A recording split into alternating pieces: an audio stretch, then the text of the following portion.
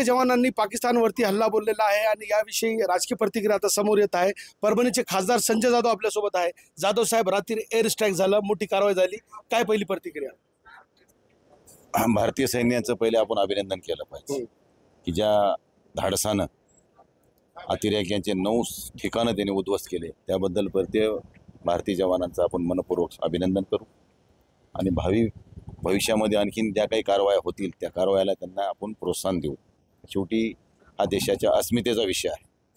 अतिरेकी हा कुठल्या पंथाचा धर्माचा हा विषय नाही। अतिरेकी हा अतिरेकी, गुन्हेगार हा गुन्हेगार असतो।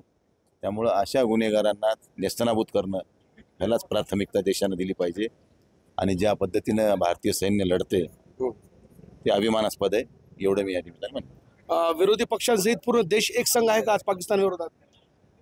अरे देशावर जेव्हा जेव्हा ग्लानी येईल तेव्हा तेव्हा भारत एकच आहे, एक होता आणि एक राहील। त्याचा काय विषय आहे? जिथं धर्माचा विषयच नाही, इथं देशाचा विषय। आधी देश मग आपण। चला।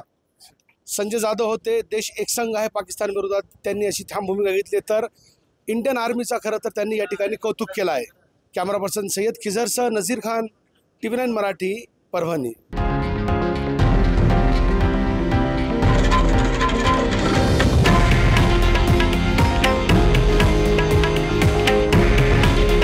हे आहे देशातील नंबर 1 न्यूज नेटवर्क आणि आपण पाहत आहात TV9 मराठी।